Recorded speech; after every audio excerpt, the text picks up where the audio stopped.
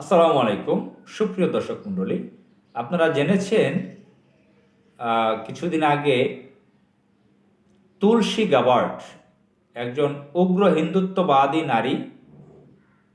সে ইসকনের সদস্য, সে ভারতের গোয়েন্দা বিভাগের প্রধান। মিস্টার ডোনাল্ড ট্রাম্প, আমেরিকার প্রেসিডেন্ট, তাকে গোয়েন্দা বিভাগের প্রধান হিসেবে নিয়োগ দিয়েছে। অত্যন্ত উগ্র হিন্দুত্ববাদী, ইসলাম বিদ্বেষী, মুসলিম বিদ্বেষী। সে গোয়েন্দা বিভাগের একটা অ্যাসেম্বলিতে, একটা মিটিংয়ে দিল্লিতে সফর করেছে ভারতের। সেখানে ভারতের মিডিয়ার কাছে বাংলাদেশ সম্পর্কে অত্যন্ত বাজে মন্তব্য করেছে। এখানে নাকি সংখ্যালঘুরা, ধর্মীয় সংখ্যালঘুরা নির্যাতনের শিকার ইত্যাদি। তো এ ব্যাপারে আমাদের বর্তমান ইন্টারিম সরকারের প্রধান প্রফেসর ডক্টর মোহাম্মদ ইউনূস মার্কিন প্রশাসনকে জানিয়েছেন তার মাধ্যমে যে তুলসী গ্যাবার্ড যেগুলো বলছেন সেগুলো সত্য নয়।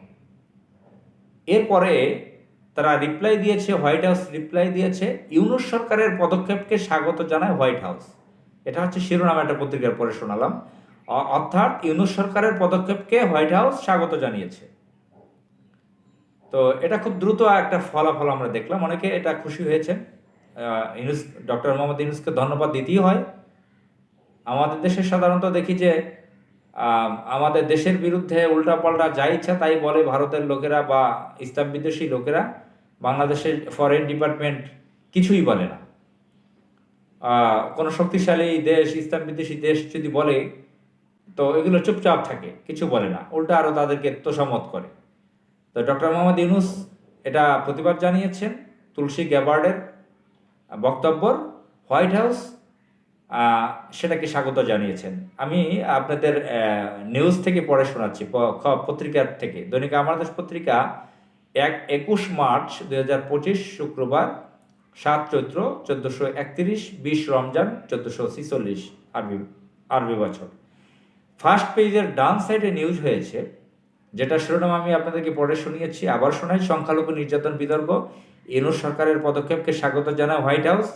আর নিউজ হচ্ছে বাংলাদেশের সংখ্যালঘু নির্যাতন নিয়ে, মার্কিন ন্যাশনাল ইন্টেলিজেন্সের প্রধান তুলসী গ্যাবার্ডের উদ্বেগ প্রকাশ এবং এ নিয়ে বাংলাদেশের ক্ষুব্ধ প্রতিক্রিয়া জানানোর একদিনের মাথায় আবারও যুক্তরাষ্ট্রের পররাষ্ট্র দপ্তরের ব্রিফিংয়ে উঠে এসেছে বাংলাদেশ প্রসঙ্গ। সম্প্রতি ভারতীয় সংবাদ মাধ্যম এনডিটিভিকে দেওয়া এক সাক্ষাৎকারে তুলসী গ্যাবার্ড বাংলাদেশের ধর্মীয় সংখ্যালঘু পরিস্থিতি নিয়ে উদ্বেগ প্রকাশ করেন। এ প্রসঙ্গে গত বুধবার মার্কিন পররাষ্ট্র দপ্তরের নিয়মিত ব্রিফিংয়ে দপ্তরের মুখপাত্র ট্যামি ব্রুসের কাছে প্রশ্ন করেন এক সাংবাদিক। প্রশ্নে তিনি বলেন, মার্কিন গোয়েন্দা প্রধান তুলসী গ্যাবার্ড বাংলাদেশে ইসলামী চরমপন্থার বাড়তে থাকা হুমকি ও, আমি আপনাদেরকে পড়ে শোনাচ্ছি অনেকটাই।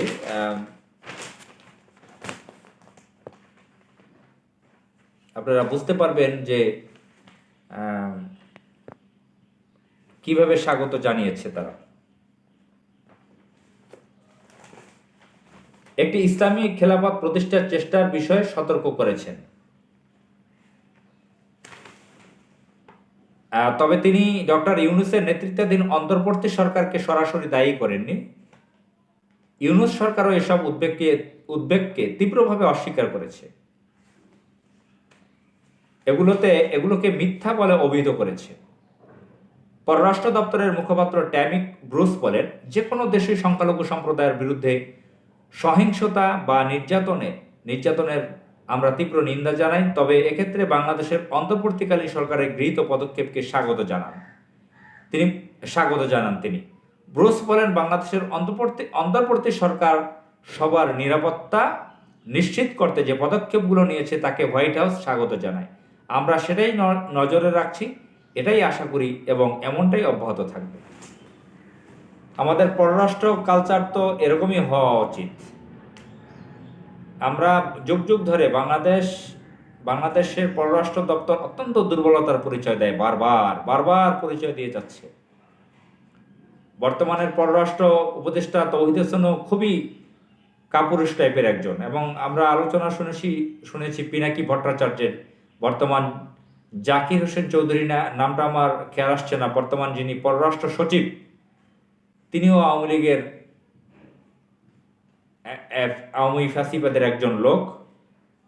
তিনি আওয়ামী লীগের লোকদেরকে বিভিন্ন জায়গায় সেটেল করতেছে সচিবালয়ে, এবং পররাষ্ট্র বিভাগে যেভাবে অ্যাক্টিভভাবে কাজ করা দরকার সেভাবে করেন না।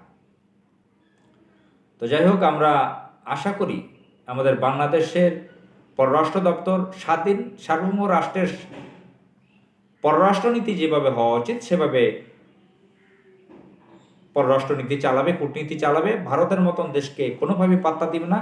বাংলাদেশের সবচেয়ে শত্রু দেশ ভারত, তার সম্পর্কে অত্যন্ত সাবধানতা অবলম্বন করতে হবে, এবং হিন্দুত্ববাদ, খ্রিস্টবাদ, যে কোনো ইজম বিদেশি শক্তির মোকাবেলা করবে, তারা প্রতিবাদ করবে, সমুচিত জবাব দিবে। বাংলাদেশ শান্তির জায়গায়, এখানে কোনো সংখ্যালঘু নির্যাতন হয় না, সেটা বিশ্ববাসীকে বুঝাবে। এটা আমরা চাই পররাষ্ট্র দপ্তরের কাছ থেকে। আসসালামু আলাইকুম।